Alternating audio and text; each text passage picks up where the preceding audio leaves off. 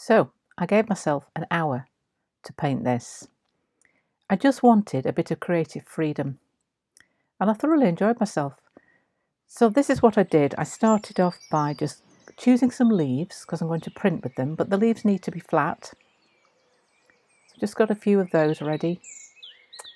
And then I went back into the studio, used one of my photographs on a stretched piece of Bockingford watercolour paper, found a load of colours in my paint box, mixed a few, didn't worry about mixing them together, but just used them straight from the tube, paints that I'd had for years, Christmas presents. I thought, right, let's just use whatever there is. So I've wet some paper, I've obviously speeded this up, and then I just started and I used a big brush, look, like a big wash brush, which I don't normally use, and then I changed to this lovely sword brush, which you'll see in a minute. I changed to that. Here we are. And I just thought, yeah, I'm just going to use these and not get too fiddly. And if it's a bit too much, then take a little bit off. And I just didn't allow myself to think too hard about what I was doing. Just go with the flow. So, for example, that I panicked a bit. I thought, oh, that yellow spread too much. I thought, well, it doesn't matter. I can just take a bit off and just carry on. So I'm just plonking colour. I'm creating a bit of a leaf shape here. I am going to print with some leaves as well, but I thought, well, I'll get some extra ones in which are caught by the sunlight. A few nice berry colours. Leaving lots of white, not getting too bogged down with that. Using green straight from a tube, which I don't normally do. I mean, I would normally never use that colour of a green. And then at the bottom, just really trying to cover up a lot of the white. Just get rid of it with anything, because I'm going to use some granulation fluid afterwards with some acrylic ink, sepia acrylic ink. Doesn't work very well with watercolour, but it works really well with acrylic inks. But just for a minute, I decided to get rid of a lot of the white background. And look at that green. I would never normally use that, but actually I thought, yeah, let's do it. Put a bit of brown over it. And the end result I was really quite pleased with. So on we go. Splodge, splodge, splodge, not giving myself time to think about it.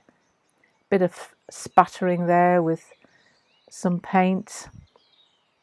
Putting a few darks in to create some contrast, particularly in the foreground. Just carrying on. And then this is like a green colour. It doesn't look green here, it looks more like a grey. But actually it's quite lovely. See how it separates? You get like a little yellow halo around the edge. And just creating a few more leaf shapes and some branches and twigs. And just carrying on and just enjoying it and not getting too bogged down with detail and just enjoying the freedom. Putting a few little twigs and branches in the spaces and then a bit of salt. If all else fails, chuck a bit of salt at it for a bit of texture.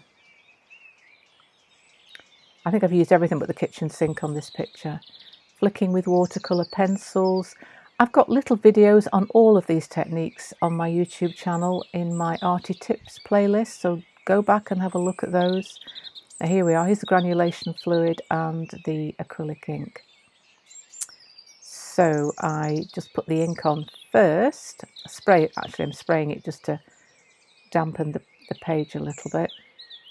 And then pop the ink on. And then I just dribble the acrylic ink through that. And it creates like little dapples of colour. It's difficult to explain. And then I'm just tipping it. It sort of separates the acrylic ink into like little dots. You see it on the right there. So it's quite nice. And then just tipping it and let it doing its own thing, trying to mount around it.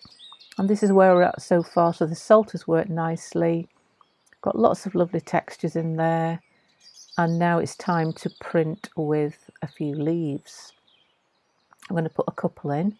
And then I'm going to use some scrim. Now this is like a fabric, a very open weave. I believe it's called cheesecloth in America. And I'm going to put ink on that afterwards and then stick that on the bottom to create some texture, but right now I'm just painting my leaves.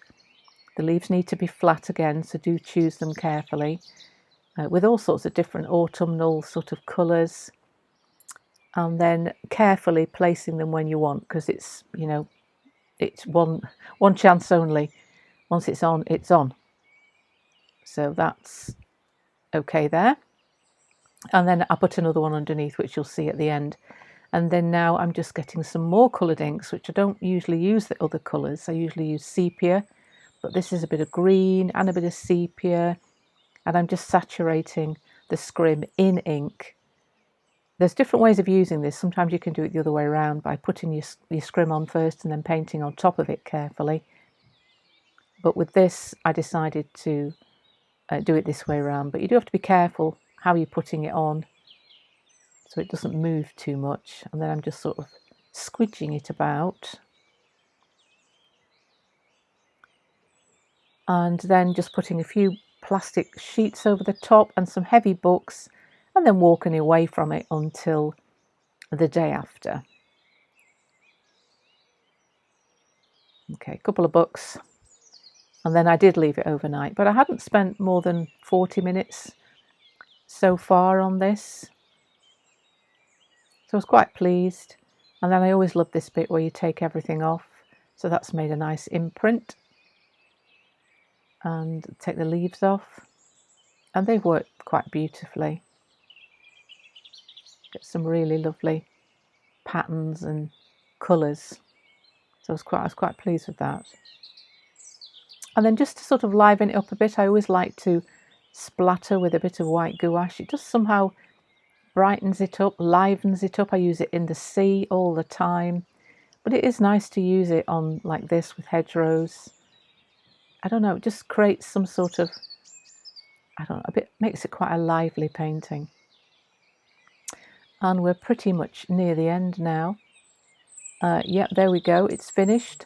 And I'm really, really happy with that. As you can see, it's got some lovely textures in there. And, you know, the granulation fluid has worked well. So go away, challenge yourself, 1 hour, beginning to end. Happy painting.